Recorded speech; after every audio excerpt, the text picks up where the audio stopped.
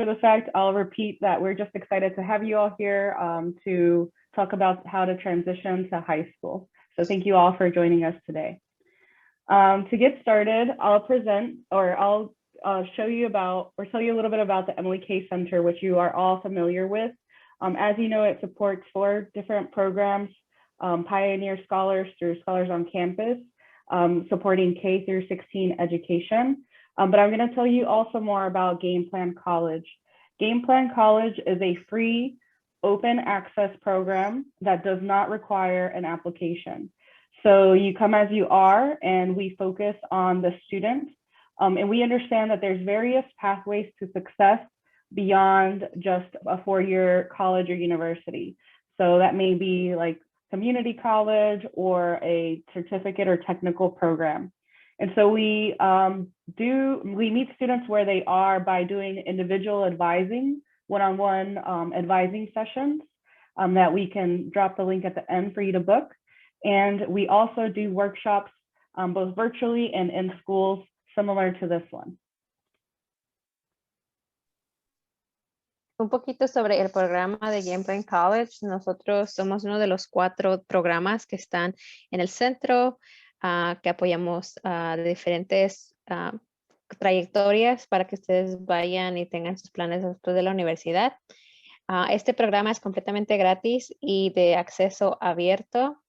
No hay ningún requerimiento, no hay ningún mínimo de citas o de calificaciones, no hay ningún requisito sobre ustedes, solamente nos pueden utilizar nuestros recursos cuando sea necesario. Entendemos que los estudiantes tienen diferentes caminos para que vayan al éxito o tienen diferentes metas, así que así sea la universidad o cualquier otra cosa que quieran hacer después de la escuela preparatoria, estamos aquí para ayudarles a través de asesoramientos individuales y vamos a compartir más información y el enlace para que ustedes hagan esas citas y también por talleres como estos.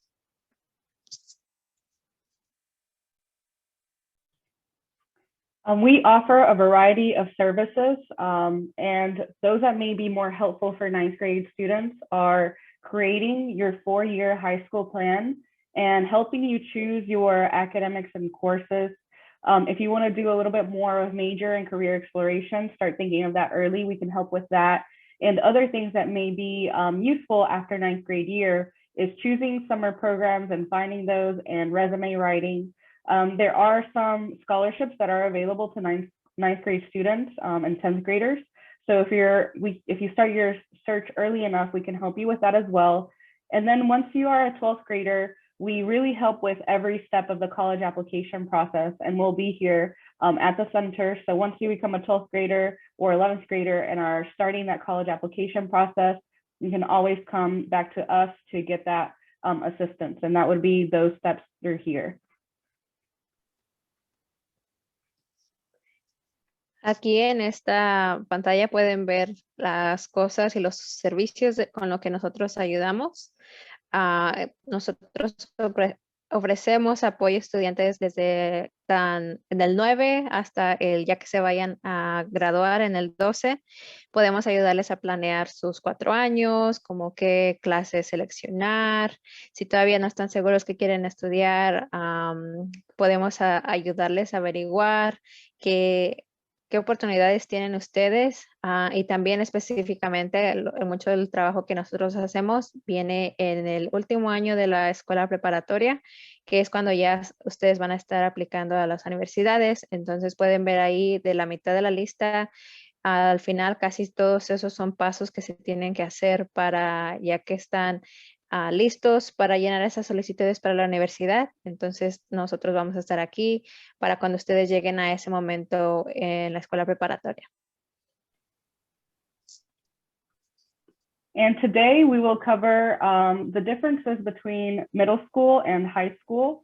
We will also talk about how grades matter a lot once you go to high school, how to get those good grades and build self-advocacy skills for yourself.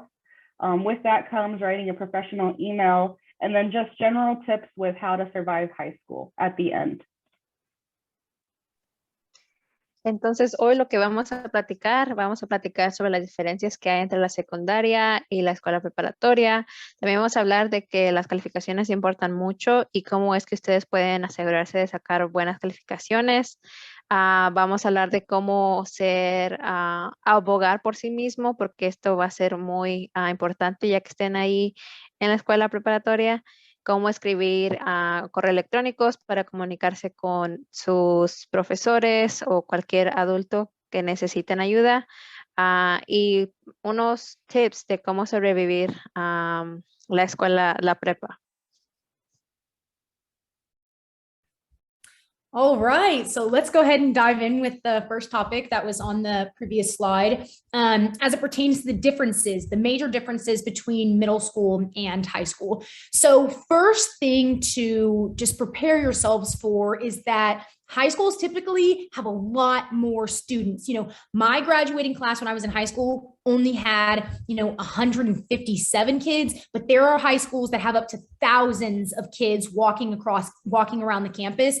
And so just being prepared for there to be more hustle, more bustle, more people in the hallways. And that obviously is going to also translate to larger class sizes.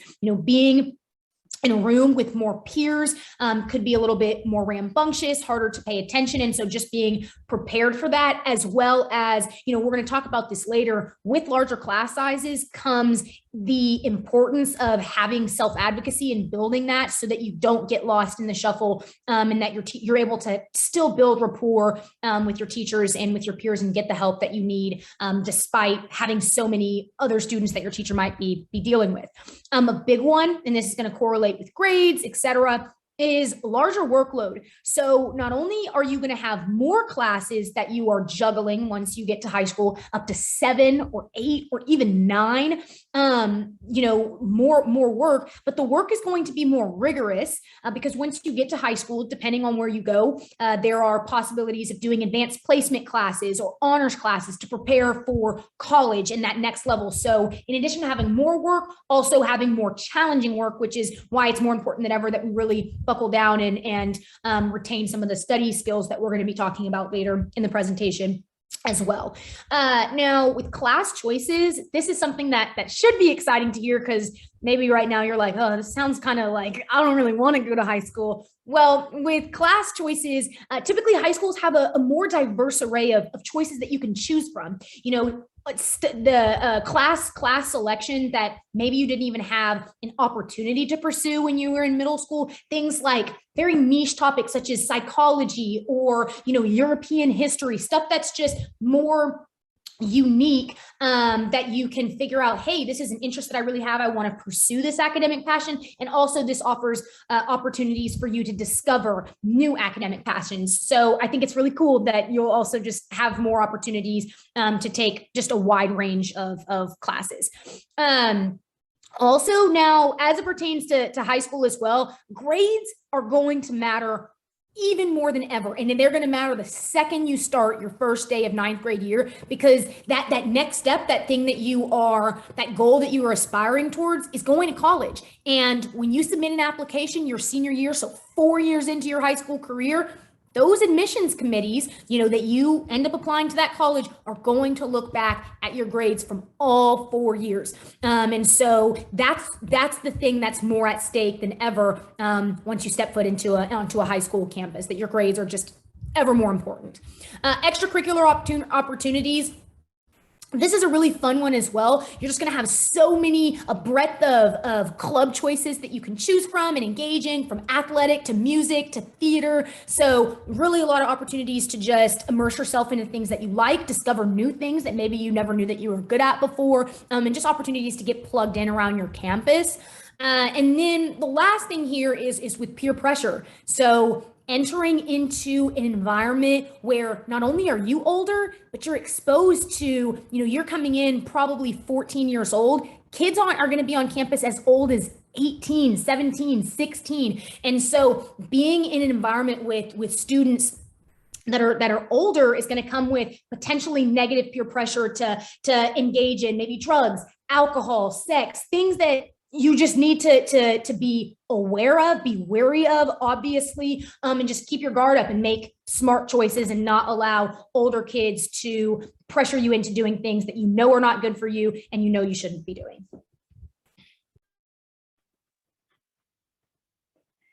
Vamos a hablar sobre las diferencias de la secundaria y la preparatoria. Una de las grandes diferencias que vas a notar al principio es que hay muchos más estudiantes. Mackenzie mencionó que ella estuvo en su grado, había 157 estudiantes, pero hay escuelas que tienen hasta miles de estudiantes y con más estudiantes, eso causa que sean las clases más grandes también.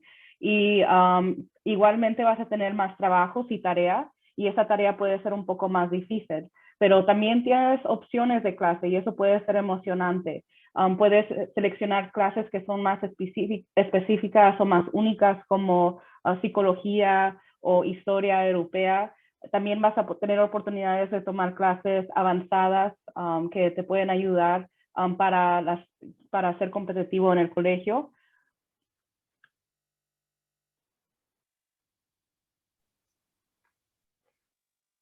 También la otra cosa que me estaba mencionando Mackenzie son que las calificaciones van a importar mucho más en este momento, porque si vas a querer ir a la universidad, los representantes de admisiones van a estar viendo a estas calificaciones. Entonces es importante que saques buenas calificaciones, porque alguien más va a estar mirando tus calificaciones.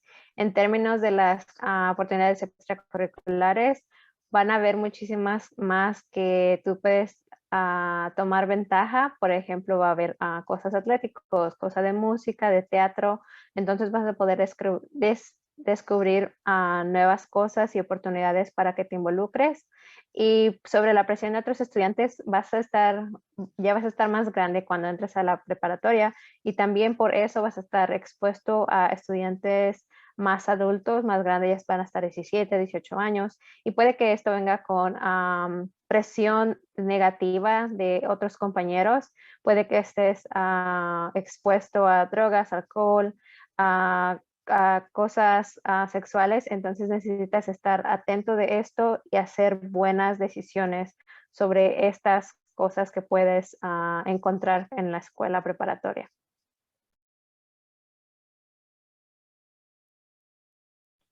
Now we're going to talk about the first topic, or a big topic, which is that grades matter in high school. Like Mackenzie mentioned, right from your first day of class, when you step foot. Ahora hablaremos sobre las calificaciones que importan mucho mientras estás en la preparatoria. Como mencionó Mackenzie, desde el primer día de tu 9º grado empiezan a importar. So to begin with, in order to graduate high school, you must meet certain requirements. So that means you need to take, throughout 9th through 12th grade year, you need to take 4 credits of English. Usually that's English once a year. 4 credits of math, 3 of science, 4 of social studies, 1 credit of health or physical education. And you have to take about 10 elective credits. So those can be other classes, either in English, science, math, social studies, or more PE if you like that, or those more unique courses like psychology, additional histories, etc. Additionally, if you're interested in going to a 4-year college that is public in North Carolina, and a lot of private ones require this too, you need 2 credits of world languages. So that would either be 2 credits of Spanish or 2 of French. They must be in the same language.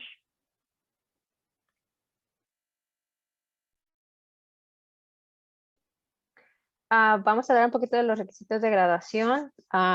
Esto es en general para las escuelas tradicionales. Puede que depende de si estás en una preparatoria especializada, pero típicamente van a necesitar 4 créditos de inglés, 4 de matemáticas, 3 de ciencia, 4 de estudios sociales o como historia, 1 crédito de educación física y salud, y también vas a tener oportunidad de tomar otras clases diferentes y para que llenes 10 créditos de diferentes clases para que saquen un total de 26 créditos. También si están interesados en ir a una escuela pública de Carolina del Norte, es requerido que los estudiantes tomen 2 créditos de idiomas del mundo, por ejemplo, dos clases de español, 2 clases de francés, italiano o cual sea que ofrezcan en su escuela, pero tiene que asegurarse de que sea del mismo lenguaje. Si toman español 1, tienen que seguir con español 2. Grades also matter in order to get promoted from one grade to the next. So from before you can become a sophomore or go on to 10th grade, for traditional high schools, you need 6 credits or 6 classes that you must have passed. If you are attending DSA or School for Creative Studies, you can see the differences in credits.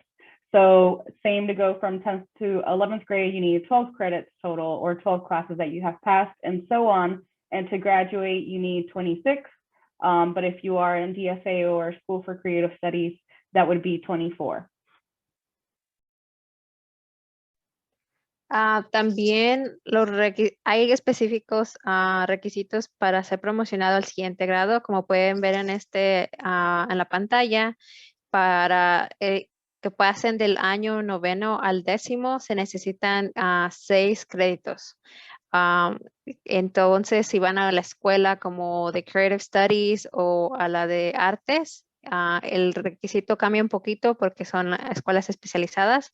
Entonces, no son 6, sino son 5 los créditos que necesitan. Y así pueden ver lo demás del 10 para pasar al 11, se necesitan 12 créditos, 11 al 12 son 18 y ya para graduarse son el total de 26 que habíamos hablado antes.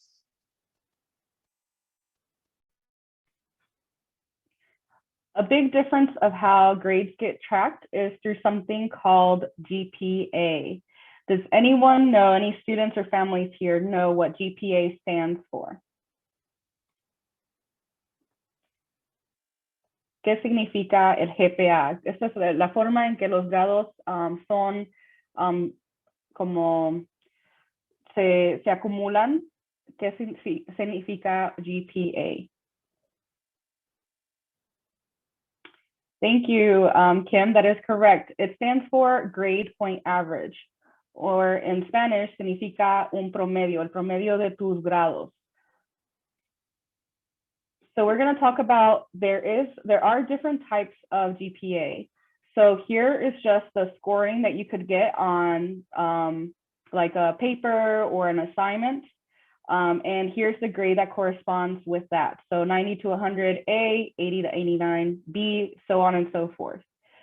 For unweighted GPA or unweighted quality points, a grade A would equal to 4 points, a B equal to 3 points, C 2 points, D 1 point, and then if you get an F, you do not get 0, you get 0 points or 0 credits for that class. So this is the amount of quality points for regular classes.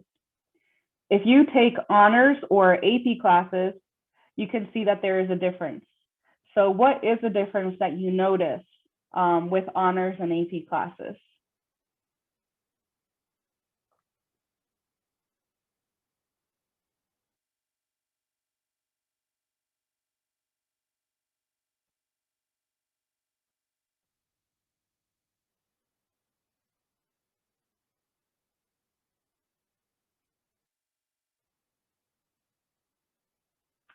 Thank you. Yes, the points are higher. So with an honors class, it is point or half a quality point higher, so 0.5 points higher. So if you get an A, instead of getting a 4.0, we'll get an unweighted 4.0, but your weighted GPA would be 4.5 for that class. For B, it's 3.5, so on and so forth. And for AP, IB, or dual enrollment classes, which dual enrollment are college level classes, it is a whole point higher. So you would get 5 quality points for an A, 4 quality points for a B, and so on. Even if you got a D in the class, that would still give you 2 quality points. But if you fail, that is 0 quality points across the board. So this is how students get above a 4.0 GPA. They might have a 4.3, 4.5 GPA, because of these honors and AP classes that are pulling that higher than a 4.0. Now, question for you all, which GPA do you think colleges look at and why?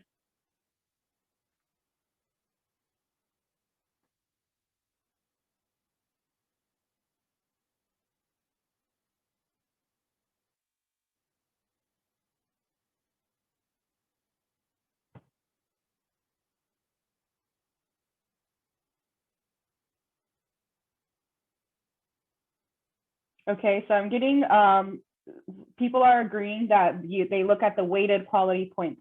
And that is correct. With the weighted GPA, they get to see if you challenge yourself in those higher level courses.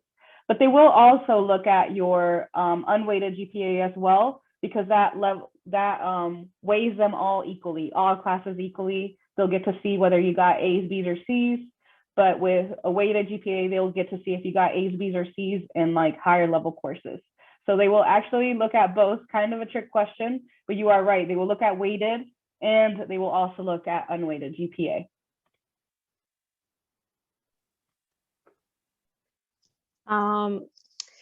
Aquí es como agarran el puntaje los estudiantes para su promedio.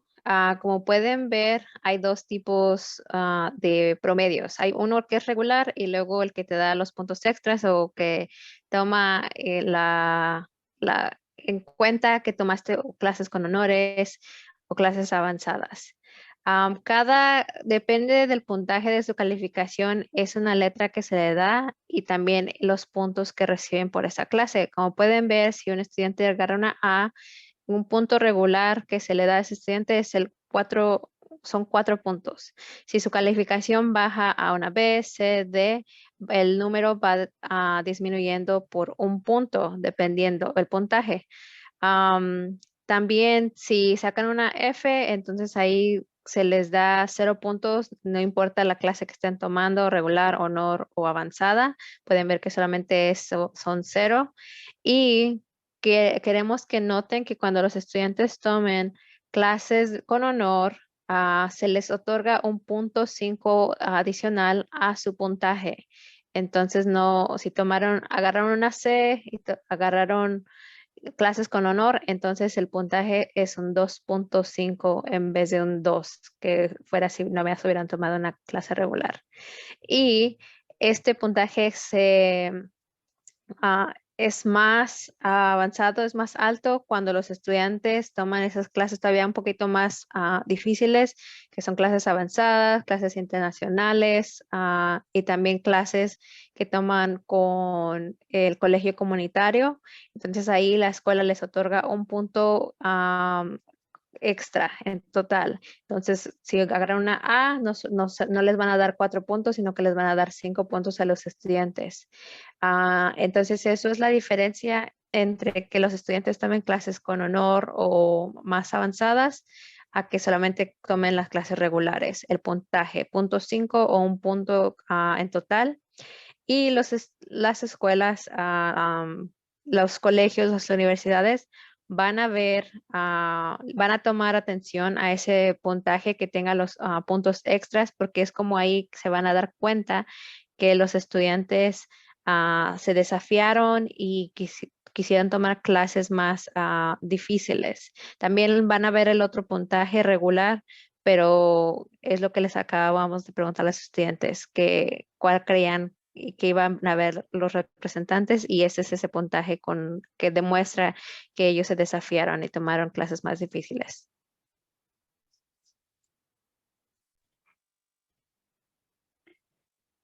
Now, these grades get tracked in an official document called a transcript. So that transcript gets started when you enter or start 9th grade. At the beginning of a transcript, you will have basic demographic information, and this is an official document that gets sent to colleges once you apply. We have an example here of a student. As you can see, every course that they took and their mark gets recorded, their final grade, as well as how many quality points, weighted and unweighted, and credits they earn for each one of those classes. So you get 1 credit per class because they passed them, And then as we can see, this is a B, but this was honor, so they got 3.5 quality points. So that's how you can see what we just explained in the previous slide about GPA. That's how it gets recorded in this official document. Aquí pueden ver cómo lo que acabamos de hablar es que se anota en los récords oficiales de los estudiantes. Esto es una boleta de calificaciones y en esta boleta es la que se les manda a las universidades cuando es tiempo de aplicar y mandar su solicitud. Como pueden ver al principio, lo que tiene es la información básica del estudiante, dirección, nombre, padres y la escuela en la que están anotados. También pueden ver ya las clases que tomó el estudiante, específicamente el nombre, cuántas clases tomaron en ese primer año. Pueden ver cuál fue la calificación que agarraron por cada curso y los puntos que acabamos de explicar hace rato. O sea, ahí puedes notar el puntaje regular y el puntaje que tiene los puntos extras.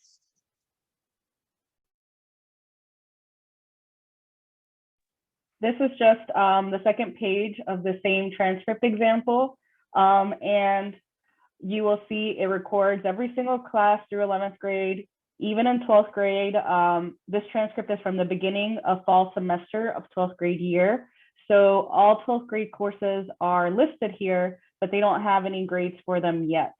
And I wanted to bring special attention to this area at the bottom. Y esta es solo la segunda página, la continuación del boleta de calificaciones, página 2. Puedes ver que incluye los grados o todos los cursos hasta grado 11. Este ejemplo es del principio del otoño del grado 12. Entonces puedes ver que están incluidos todos los cursos que va a tomar este estudiante para el grado 12, pero no tiene calificaciones porque están al principio de ese año. Y quiero llamar atención a una sección que está aquí abajo. Esa sección más grande para que lo puedan ver es que aquí también dice los cursos que les faltan. Sorry, let me go back in English here. Let me bring to attention the bottom of this transcript. You can see courses that are still required in order to meet the requirements to get into a four-year public university. So this student is still missing these courses that they must take 12th grade year. And here you can see this very important piece. You can see weighted GPA, unweighted GPA, and class rank. So there are 320 total seniors in this class at Northern High School for this past year. That's accurate. And this student was ranked 97 out of 320. So pretty solid GPA, pretty solid class ranking. This is information that gets looked at by colleges for admissions.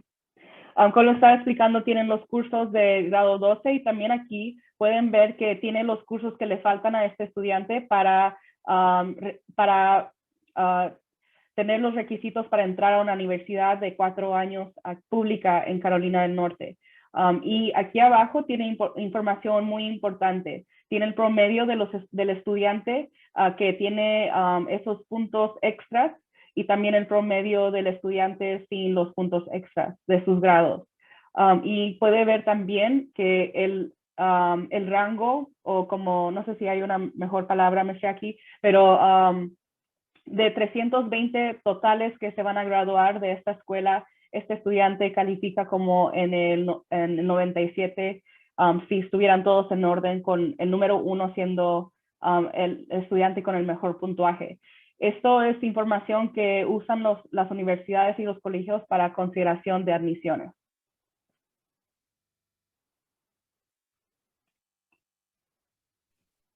All right. So like I mentioned way back when, grades are, important. Grades are, your GPA is vital. And making sure that you have a high GPA is important because it's going to play a central component when you start applying to college your senior year of high school. And really the direct correlation here, and you can see in this table, is that your grades, the higher your GPA, the better chances that you have of getting into a more prestigious school. And so by prestigious, I'm sure many of you have heard of like Ivy Leagues or Stanford or, Duke, UNC Chapel Hill, schools that have a low acceptance rate because, so many students are applying, and then the admissions committee only takes a small number of applicants that they deem, I guess, fit for thriving in the academic environment at that school. So if you are aspiring to go to a more selective college, your grades are going to be even more important in maintaining a high GPA, A's, B's, majoritively A's. Como mencionó Mackenzie hace rato, las calificaciones son muy importantes. Tener un promedio alto es muy importante porque eso va a importar cuando apliquen y llenen sus solicitudes para la universidad. Entonces, así nos imaginamos que ustedes han escuchado de hablar de escuelas prestigiosas, y para ir a esas escuelas prestigiosas, entonces se necesita un promedio muy alto. Y que no solamente para ir a estas escuelas prestigiosas, pero entre más alto su promedio, van a tener muchas más opciones para cuando estén aplicando a la universidad. Y pueden ver aquí en su pantalla ahorita que son los requisitos dependiendo la escuela y lo que van a buscar en términos de su promedio y en términos de los exámenes estandarizados. All right, so we've done a lot of establishing that getting grades is important, but how? Let's get to the strategy now, because if I were you, I'd want to know, how am I supposed to maintain a high GPA? Miss Mackenzie, Miss Christina, Miss Jackie, we're going to answer that right now. Y sabemos que estamos hablando de agarrar buenas calificaciones, pero no les hemos dicho cómo, entonces ahorita vamos a enfocarnos en cómo es que van a agarrar esas buenas notas. Okay, so first things first, we gotta get organized. And so making sure that you're keeping a running to-do list, a planner, a calendar, something where you can record all of the assignments and the things that you have to do for when you go home. So I mentioned this before, you're going to be taking 7, 8, potentially 9 classes. You're going to have a large workload. You're probably going to be getting homework from all of those courses. Some you're going to have to turn in assignments the next day. Some you're going to have to do studying. Some it might be reading, etc. And so making sure that you don't just stuff all of that information into your head and trust your brain to retain it all, but actually writing it down in some sort of agenda, some sort of planner, notebook, whatever system of organization works for you, just keep track of it, right? And not only are you keeping track of what your actual assignments are, you're going to want to make sure that you're keeping track of due dates. Is it due tomorrow? Is it due next week? Is it due, potentially next month? Reason for tracking the due dates is so that you can actually do what's called prioritization, right? And if you have a test that's coming up tomorrow, obviously you are going to want to study and put more time, effort, and energy in the short term to study for that test versus working on a project that might be due next week. So looking at the due dates is going to help you get organized and determine when are you going to work on XYZ assignment. And also just so that you don't lose track of what assignments you've been given. You also want to make sure that your to-do list is specific. Not only are you just writing down, hey, I have reading for XYZ class, reading for English, read book. You want to make sure, okay, let me get specific. Let me make sure I don't forget that actually for tomorrow, pages 1 through 10 of XYZ book are due. And so this is going to help you out for when you go home hours after school has ended. Just want to make it easy on yourself. You don't want to waste time later on trying to figure out what was it that my teacher told me to do. Write it down in the moment so that later on you can just jump right into the work. Now, what we mean when we say making your to-do list manageable, obviously this is inevitably you're going to have a lot of things, a lot of responsibilities, a lot of obligations, a lot of assignments that you are tending to in high school. And so making sure that each day when you go home, you write down, all right, this is what I'm working on tonight. This is what I'm accomplishing, and making sure that that's actually, those goals are attainable, right? If you know that you only have a few hours, hold on. Sorry, it's tough doing presentations at home. Anyways, so making sure that your to-do list it coincides with how much time that you actually have. You don't want to have something that's too long, have too many things going on, and you're like, well, I actually can't get to all of this. So that's when your due dates and that prioritization comes into play. And lastly, moving any incomplete items to the following day's list. Sometimes we're just not going to get to everything. We're busy. Not only do we have academic obligations, but we also have maybe sports teams that we're a part of or other extracurricular teams that we're part of. And we also, a lot of us have family responsibilities, jobs, chores that we're doing at home. And sometimes just school stuff, not all of it is going to get done. And making sure that you don't just finish the day and you're like, well, it didn't get done. Oh, well, right? Making sure that you work it into the next day, hoping that, the next day is not the deadline. We're assuming here that you actually have time, making sure that you have that roll over to the next day and not forget about it. So this is just first things first is establishing a system of organization and following through with it. La primera cosa que se tiene que hacer es organizarte. Y esto te puedes organizar haciendo una lista de tareas. A lo mejor puedes tener un cuaderno, un calendario, cualquier cosa que te ayude a mantenerte organizado. Encuentra cuál es tu sistema y hazlo. Apunta estas cosas en este cuaderno, calendario, lo que sea. Asegúrate de que también tomes nota de todas las tareas que te dejen los maestros para que después no te estés preguntando qué es lo que me dijo el maestro. Entonces hazlo cuando el maestro lo diga, apúntalo en tu cuaderno, apúntalo en tu agenda, en lo que tu sistema que vayas a ocupar y ocupa esto para mantenerte organizado. También cuando estés haciendo tus listas, asegúrate de que sea una lista específica, que no digas, que tengo que leer un libro, pero que digas qué páginas del libro tienes que leer, porque así te vas a mantener más organizado y vas a ver qué cosas tienes que hacer y tus metas te van a ser más específicas. Asegúrate de que te mantengas al tanto de las fechas, límites que tienes para los exámenes, para las tareas y aprende a priorizar las cosas. Así, por ejemplo, si tienes un examen mañana y tienes un proyecto la semana que viene, te vas a enfocar en estudiar en tu examen de mañana y no en el proyecto que tienes todavía una semana. También hazte que tus tareas o esta lista sea manejable. Sabemos que tienes muchas cosas que manejar en la escuela, en la casa. Entonces, haz que tu lista de tus tareas sea realística, basada en el tiempo que vas a tener cuando llegues a tu casa. Porque sabemos que hay otras actividades en la casa o a lo mejor tengas que limpiar, a lo mejor estás involucrado en deportes.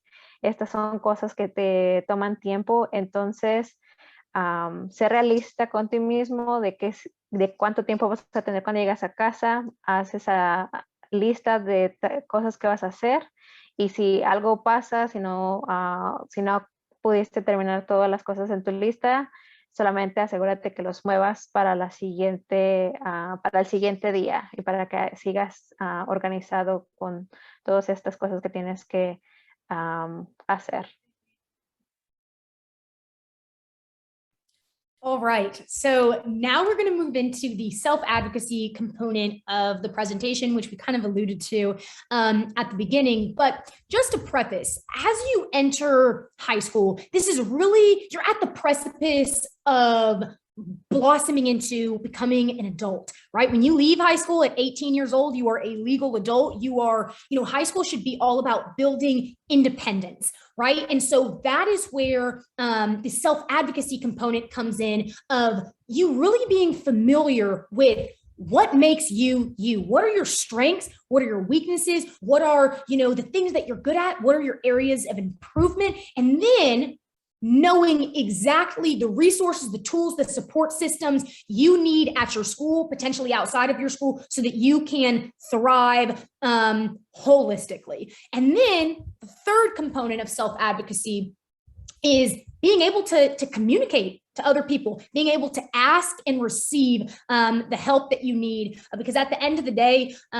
you just want to put yourself in the best position to thrive. And so familiarizing yourself with who you are, and also seeking out and knowing how to actually communicate what exactly it is that you need from other people. And so I think we just touched on it. One key word is self-awareness. And that's kind of goes into that, actually familiarizing yourself with strengths, weaknesses, and potentially based on a subject that you might be struggling with. Maybe it's a tutor that you need to get plugged in with. Maybe it's going and seeing a teacher and going and doing what's called maybe office hours, or staying after class and saying, hey, this homework assignment I wasn't really understanding, but figuring out, hey, this is the area that I'm really struggling with, and seeking out and being able to identify and locate the resources that are gonna address those needs for you. And then we've already touched on, communication. Abogar por sí mismo es algo de lo que habíamos hablado hace rato en la presentación, pero ¿qué es lo que significa que abogar por sí mismo?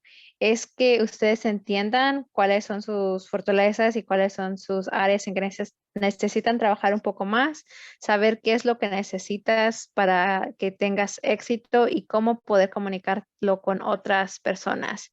Cuando entren a la escuela preparatoria van a ser adultos, van a tener mucha independencia, entonces tienen que ser familiares con lo que los hace ustedes, lo que los hace únicos, en lo que son buenos, en las áreas que necesitan mejorar. Entonces, cuando ustedes sepan eso de ustedes mismos, van a poder crear sistemas que los van a ayudar a mejorar, y a través de esto van a poder comunicarse, van a poder comunicar lo que necesitan. Por ejemplo, la autoconciencia, que es el término de lo que estamos hablando cuando estamos diciendo que aboguen por sí mismo, es saber que a lo mejor te está fallando en una materia y la materia es matemáticas, entonces, ¿qué es lo que necesitas para mejorar? A lo mejor necesitas un tutor, a lo mejor necesitas pasar más tiempo con tu maestro, ir después de clases, o a lo mejor antes de clases, para que te dan apoyo en esta clase. Entonces, esto es lo que significa, y esto es lo que nosotros decimos cuando decimos que tienen que abogar por sí mismo.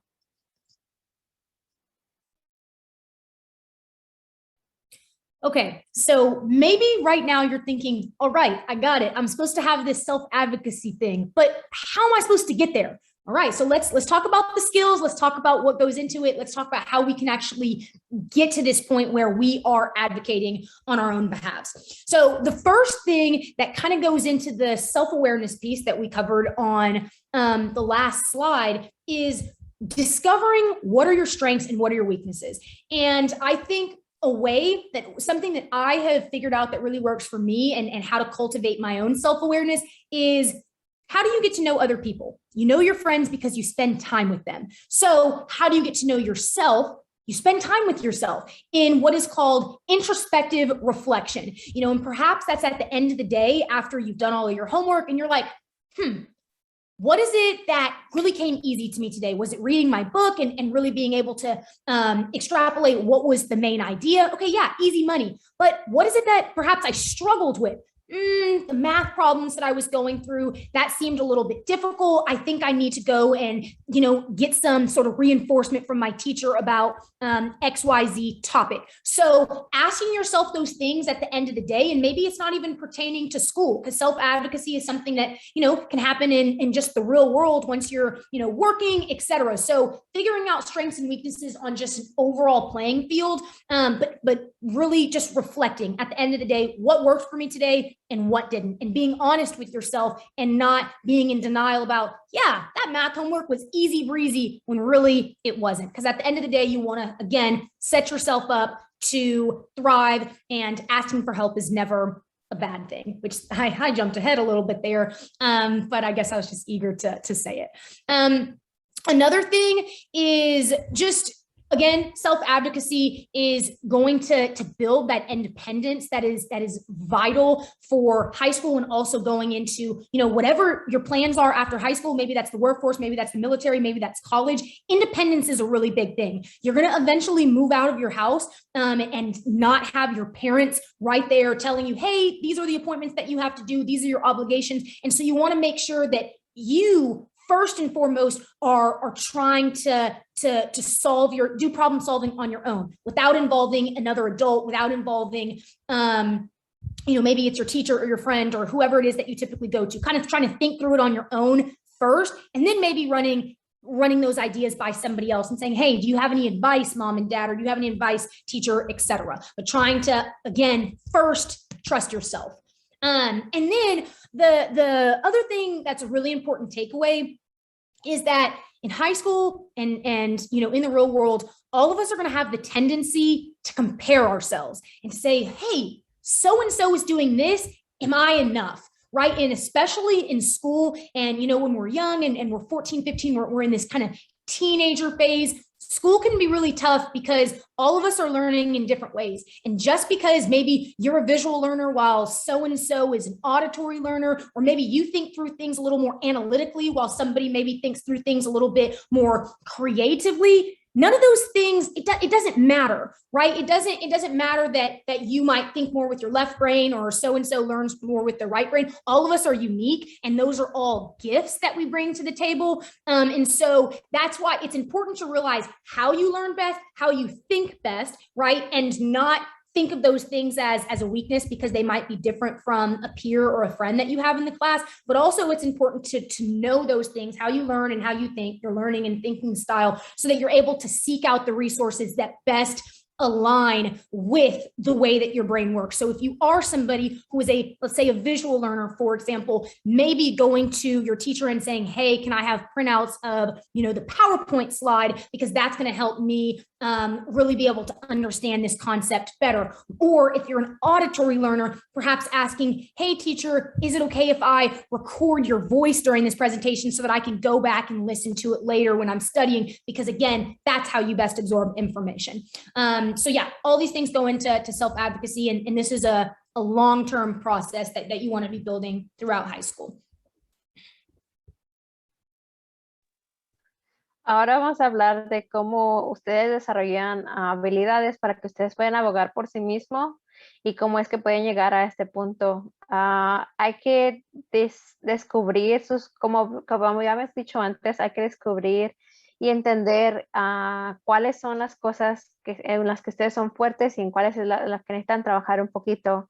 Y así como piensen en esto, en como cuando conocen a alguien nuevo, ¿cómo es que lo conocen? Les preguntan preguntas, pasan tiempo con ellos. Entonces, es lo mismo que tienes que hacer con ustedes. Tienen que conocerse a sí mismos, tienen que reflexionar, a lo mejor al final del día, pregúntense preguntas sobre su día. Por ejemplo, si tuvieron una tarea de inglés y la lectura se les fue muy fácil, las preguntas igual, todo fácil, pero ya cuando fue el tiempo de hacer matemáticas, tuvieron un poquito de problemas para resolver estos problemas. Entonces, eso les va a ayudar a reflexionar en qué son fuertes y en qué son en qué áreas necesitan trabajar. También esto solamente, el abogar por sí mismo van a estar como trabajando en su independencia para después de la escuela preparatoria. No solamente esto es una habilidad que van a ocupar ahorita, pero también va a ser algo que van a ocupar por el resto de sus vidas cuando estén trabajando solos, sin ninguna ayuda de ningún otro adulto. Entonces tienen que ustedes confiar en sí mismos y confiar en que ustedes pueden resolver los problemas que vayan a encontrar en la escuela y también después ya que se gradúen. También otro punto que mencionó Mack es que en la escuela y también en el mundo real tenemos la tendencia de comprarnos a otras personas, pero tenemos que reconocer que todos aprendemos de diferentes maneras. Hay unos que pueden aprender por el oído, otros que pueden aprender viendo diferentes cosas. Entonces, esto nos hace únicos y son las diferentes cosas que traemos a los diferentes lugares que nos presentamos. Y hay que aprender qué es lo que nos ayuda a pensar y aprender mejor, porque es así como ustedes van a poder buscar los recursos que les van a ayudar en la escuela. Por ejemplo, si saben que por medio del oído ustedes aprenden mejor, pueden preguntarle a algún maestro si está bien que ustedes tomen, puedan grabar lo que diga el maestro para que después puedan ustedes escucharlo por el oído. O a lo mejor si ustedes aprenden más por visualizando las cosas, pueden preguntarle al maestro si pueden tener acceso a los dibujos o a las cosas que el maestro estuvo enseñando durante clase. Y también algo que mencionamos es que el pedir ayuda no es malo, sino es algo bueno, porque estamos abogando por nosotros mismos, y esto no hay nada de malo por abogar por sí mismo, sino que es mucho bueno y los resultados también son mucho mejores. All right, so transitioning into this next component, and this kind of goes hand in hand with asking for help. So in a scholastic, in a school environment, you're most likely going to be dealing very closely with your teachers, your counselors, potentially principals, leaders of clubs, and making sure that you're maintaining professionality in the primary mode of communication within these settings, which is typically going to be email. That's the best way to get a hold of your professors, your teachers, and all the other kind of administrative staff sort of personnel at your schools. And so just kind of going through, what does an email actually look like, and kind of just the really buzz terms for email formatting, and making sure that you're keeping it professional as well. So what you see at the top here is the from section, the from, to, and subject. So for from, you're going to want to make sure that that'll be coming from you, that your email address is something that is professional. So, making sure that it's your name, maybe some variation of your name, but nothing like, kitty lover 123 or soccer player 567. You want to make sure that it is completely professional. And like I said, the best way to play it safe with that is just keeping it at some variation of your first and last name. Maybe your middle initial will show up. The recipient's email address, that is where the to section is. And so that's going to go, that'll be where whoever you're sending it to, that's where their information will come up. And, typically you'll be able to, at least for schools, be able to find that information on the high school's website. So you can track down the teachers actually in their information. Then this subject line is really the attention grabber. What is the quick summary of what's this email about? So when your recipient, when the person that you're sending this email to is going to open it up, they know exactly what they're about to read, or kind of have somewhat of an idea. So that's something that shouldn't ever be too long, should never be a full sentence. Literally probably the subject line of this presentation is sending a professional email. It's 4 words. That's something that you could put in the subject line of something, but it's just quick. It's not a full sentence, and always professional. Now the greeting phrase is kind of this next component, and that'll be dear so-and-so, hello so-and-so, hi so-and-so, maybe even good afternoon, something like that. But that's however you're going to be addressing that person, and obviously making sure that you're keeping it professional and how you're addressing your elders. Miss, their last name, Mr., their last name, unless they've given you special permission to say just their first name. And also I would stray away from any hey so-and-so. That's usually how you text your friends, and these people in these professional environments are not your friends.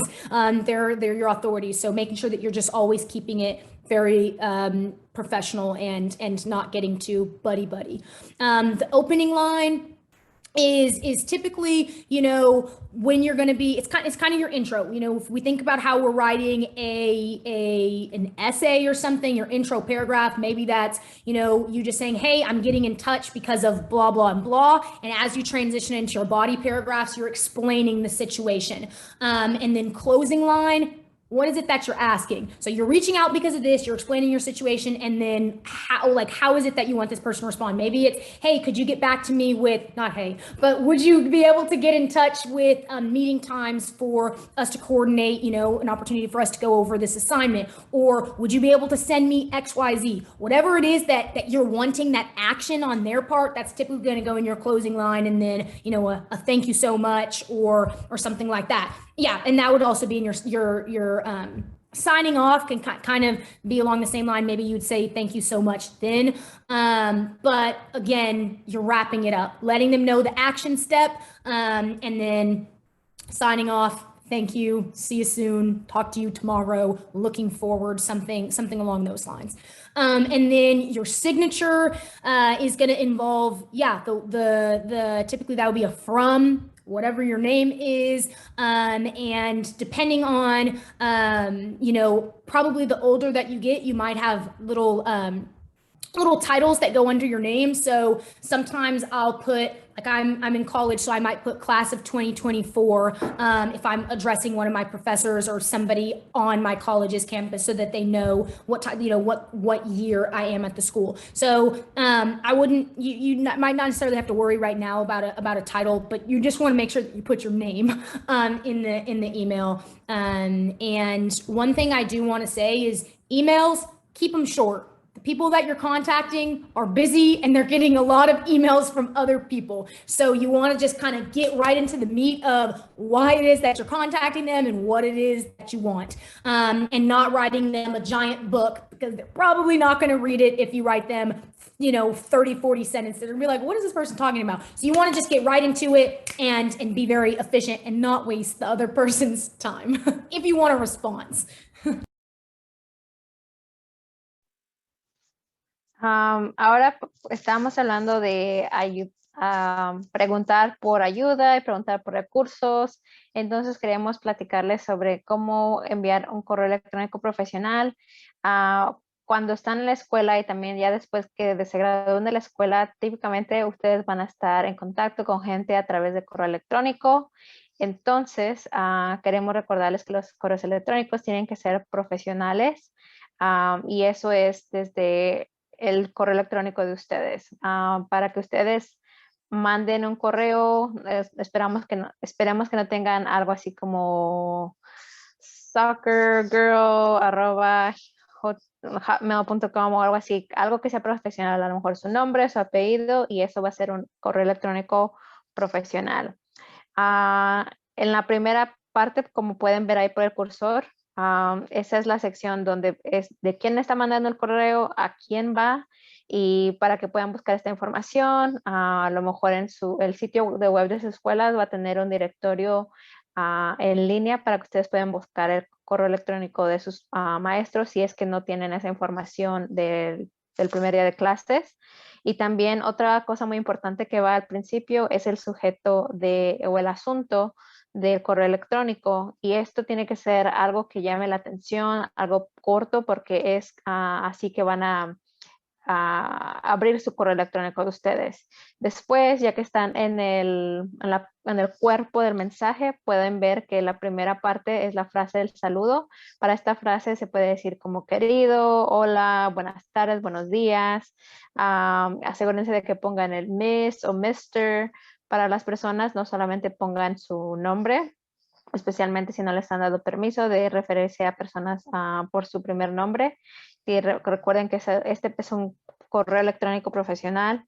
Y ya después pueden pasar a la siguiente parte, que es la línea de apertura, en donde es como una introducción corta a lo que va a tratar su correo electrónico. Ya después ahí, en el párrafo del correo electrónico, van a dar más detalles de lo de qué se van a tratar su correo, pero también no escriban muchísimo, porque los correos tienen que ser cortos, tienen que llegar al punto lo más pronto posible, y para ser eficaz y que les den una respuesta por correo electrónico. Y en la línea de cierre es donde van a poder, como por decir, qué es lo que quieren que de esta persona que le están mandando el correo electrónico. A lo mejor necesitan como una hora para verse, o necesitan que esta persona les responda al correo electrónico, es ahí en donde van a poner esa información y ya después van a poner su cierre, típicamente como gracias, sinceramente, lo mejor, cosas así para cerrar su correo electrónico. Y en su firma, ahorita como son estudiantes, solamente asegúrense de que pongan su nombre y apellido, y a lo mejor puede que en algún futuro, ya que están en la universidad, puedan poner su clase que son clase del 2024 o 2025, cualquier sea su clase de graduación que vayan a graduarse, pero por ahora no tienen que preocuparse de esa parte, solamente con que tengan su nombre y apellido va a ser más que suficiente.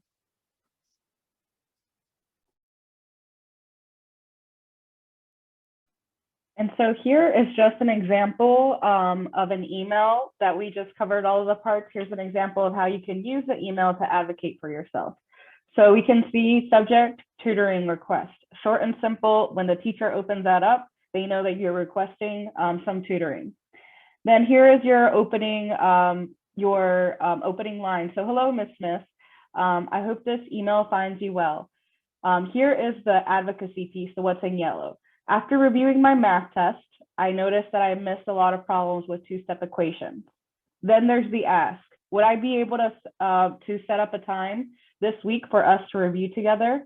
Additionally, I welcome any online resources you suggest for me to get extra practice. Closing line. Thank you so much in advance. I look forward to your response. Here is the closure, sincerely, and then your signature, Emily C. So it can be as simple as that. Ahora esto es un ejemplo de lo que acabamos de hablar, de cómo enviar un correo electrónico profesional y cómo abogar por sí mismos, que puede ser por medio de correo electrónico. Pueden ver el asunto, solicitud de tutoría, algo simple, algo directo, y cuando el maestro abre este correo electrónico, antes de abrirlo van a saber que tú estás pidiendo tutoría. Y luego aquí está tu abertura. Hola, señora Smith. Espero que este correo te encuentre bien, tu línea de abertura. Después de revisar mi examen de matemáticas, noté que fallé en muchos problemas con las ecuaciones de dos pasos. Esto es saber qué es lo que necesita más trabajo de sí mismo, tener esa reflexión personal. Y luego vas a pedir lo que quieres. Podríamos establecer un horario esta semana para que revisemos juntos. Además, agradezco cualquier recurso en línea que me sugiera para que practique más. Y luego, al final, es tu línea de cierre. Muchas gracias de antemano. Espero su respuesta, como saludo final, sinceramente, y tu firma, que sería tu nombre. Entonces, esto es un ejemplo de correo electrónico profesional, simple, corto y llegando al punto. All right, so wrapping everything up, and really, what are the major takeaways for today to set you up to survive high school? We're going to go through those now. So step one, first and foremost, is know yourself. You should be your best friend. You should be your biggest cheerleader. That should be all you. And so really going back to what Ms. Jackie and I mentioned earlier about reflection and taking those opportunities to figure out what are your strengths, what are your weaknesses, what are your likes, what are your dislikes, what are your passions, what are just things you're just like, no way, Jose. And so really just taking that opportunity to familiarize yourself with yourself. Yes. And step two is using a planner or, a calendar, agenda, some sort of organizational system that works for you. Some of us are very paper and pen organized. That's okay. Write your stuff down. Others are very technologically we just appreciate technology and we like to organize our stuff digitally, and that's okay too. Maybe type your stuff up, but figuring out, again, that goes back to that piece of knowing yourself, the way that your brain works, knowing, what resources are going to best enable you to thrive. And then this kind of translates to the rest of the things, but making sure that you're organized and keeping track of your to-do list is going to be very important. Making sure that you're working on your study habits and your skills. So this incorporates things like time management. How do you deal with working in groups, what are, really just figuring out, hey, maybe procrastination is something that you struggle with, and then using high school as an opportunity. You have 4 years there to really prime yourself and to get better and to say, hey, I'm going to push myself to maybe not wait until the last minute to do XYZ assignment like I'm inclined to do, but I'm going to really be working on building this study skill of just being very timely and getting an advanced jump on things. Or maybe interpersonal skills is something that you more so struggle with. And in high school, college, and the workforce and beyond, being in groups is going to be something that you're going to have to do forever. You're going to always have to be working with and collaborating with people, and also utilizing high school as an opportunity to just get better at that, and just to develop those skills. And so maybe you're uncomfortable working in groups, but pushing yourself to maybe take the lead and say, hey, I'm going to make the group chat today. Even though that's something I'm uncomfortable with, I know I want to build this skill set. And again, just keep in mind, you have 4 years in high school to really, you want to leave a better and improved version of yourself, but you have time. As long as you're using each and every day as an opportunity to improve upon yourself, that is the right mentality. Making sure that you are familiarizing yourself with the resources and support systems that are at your fingertips at school. So you're going to have counselors and teachers and administrative people, staff members, etc., right there at school, ready for you to just come and ask them, hey, maybe there's an internship opportunity that you want to pursue, or maybe there's a club that you're interested in starting or getting plugged into, or maybe you just need help with an assignment. Just making sure that you are talking and reaching out and asking for that help and taking advantage of the resources that are there and ready for you to use. So yeah, also, that kind of translates into this advocacy piece, self-advocacy, advocating for yourself. I'm going to tell you, the worst thing that you can probably do with one of your teachers is have your mom or your dad send an email on your behalf. Mr. So-and-so, my child is really struggling in your class. Can you help them? That's going to be a major turnoff for the teacher. No teacher is going to want an email from your parent who's not even a student in their class. So utilizing those opportunities to go take a stand, and problem solve for yourself, and you be the one that takes initiative and takes charge and says, hey, mom and dad, I got this. Because again, this is your opportunity to build that independence and to start making sure that you're taking the steps to really operate on your own, because eventually you're going to be in a position where your parents aren't going to be involved. You aren't going to live at home with your parents, and you want to make sure that that momentum starts right now in high school. And then this next piece is just getting involved in extracurricular activities. We talked about at the beginning of this presentation that difference between middle school and high school, and how high school is going to have just so many things and opportunities and just fun things for you to do to get plugged in and pursue your passions. And so, we can't be all school, right? We're going to burn out with that. School is just doing all school and nothing else. Promise you, it's not sustainable and it's not fun. And so having those outlets to just take a break from your work and to go and do the things that you love, whether, like I said at the beginning, whether that's an athletic type of activity, whether that's a theater type of activity, whether that's, maybe National Honor Society, etc., whatever it is that floats your boat, get plugged in with it, and don't be that person that just says, I'm going to do school and eat, sleep, and breathe my academics. It is not sustainable. And this just kind of leads us into this last piece of high school is supposed to be fun. Obviously our grades matter and we're going to want to put our best foot forward in school, but there's going to be so many opportunities too for you to meet friends and, network with teachers and have them hook you up potentially with summer summer enrichment programs, and just really embracing everything that your high school offers. Take the classes that you love. You want to learn about the things that you care about. So seeking those opportunities out, learning should be fun. So making sure that, hey, if there's a class that you want to take it. If there's a person that you want to be friends with, just do the ask. Say, hey, let's hang out, or whatever it is.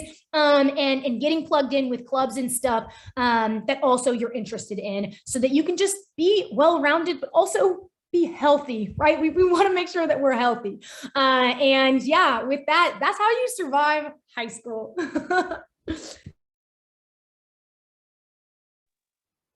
Ahora sabemos que hemos hablado mucho y ya hemos llegado al final de nuestra presentación, entonces solamente queríamos recordarle sobre algunos puntos que hablamos durante la presentación de cómo van a sobrevivir la preparatoria. Primero que nada, tienen que conocerse a sí mismos, es lo que dijimos, sean como su mejor amigo, el que está apoyándose a sí mismo y reflexionen, porque el reflexionar les va a ayudar a saber qué son sus clases en las que ustedes son muy fuertes y en qué necesitan un poquito más apoyo.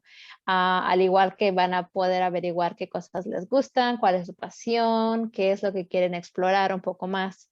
También el segundo punto es que usen una agenda o un calendario o cualquier sistema de organización que les ayude a ustedes. A lo mejor les gusta el papel y un cuaderno, o a lo mejor en la computadora les gusta más la tecnología. Hay muchas aplicaciones ahora en día y también pueden anotar notas en su computadora. Entonces, si es esto lo que les gusta, conózcanse a sí mismo para saber cuál es el sistema que más mejor va a funcionar para que puedan sobrevivir estos 4 años que van a tener en la prepa.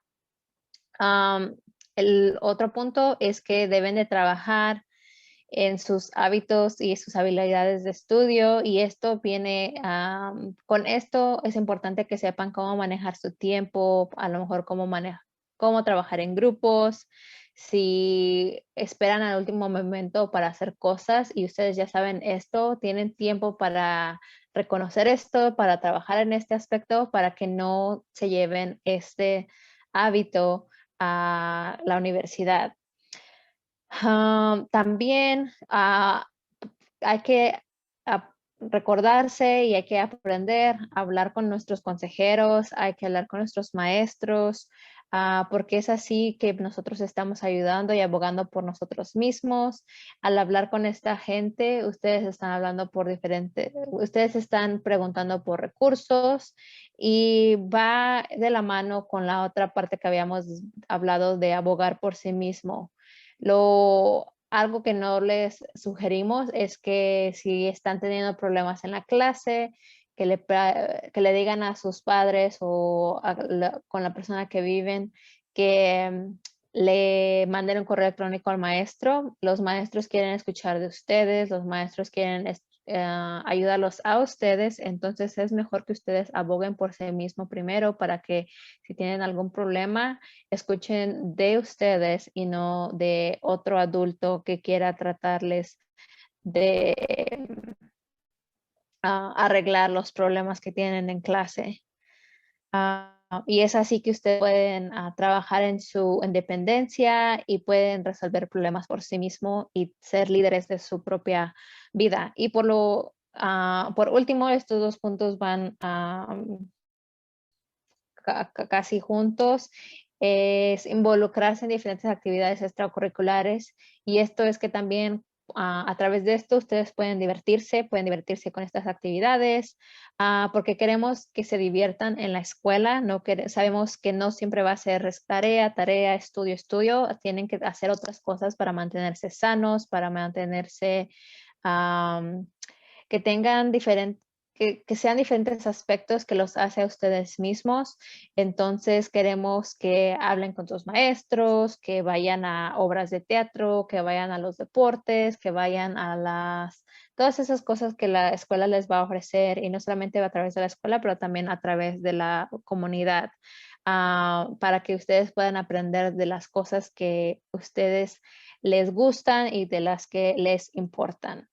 Entonces, eso es todo por ahora.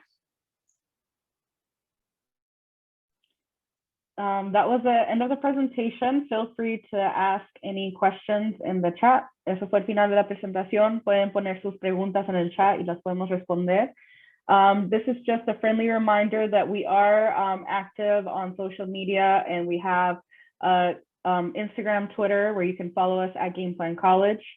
You can see videos on different topics, college access related, at our YouTube channel. We have recorded this session, and that will be on our YouTube channel for you to refer to afterwards as well. We're on Facebook. you can always email us, and we also send a bi-weekly newsletter. So I just put the link in the chat. If you want to sign up for our newsletter, this would be for students to fill in our sign-in sheet to get that newsletter. And teachers and parents, if you want to get our newsletter, Ms. Jackie, you can put that in the chat. Esto solo para recordarles que estamos en las redes sociales, tenemos Instagram y Twitter. También tenemos un canal de YouTube donde pueden encontrar otros videos sobre recursos de las partes de la solicitud de colegio. También grabamos esta sesión y la puedes encontrar en YouTube después. Tenemos una página de Facebook. Aquí está nuestro correo electrónico donde nos puede enviar un correo. Y finalmente, si quieren, enviamos un folleto de información cada 2 semanas.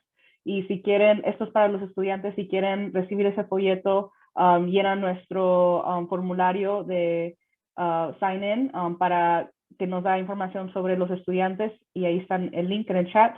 También está el link en el chat por Ms. Jackie si quieren hacer una cita individualizada. Ms. Jackie also dropped in the chat the link to make a one-on-one appointment.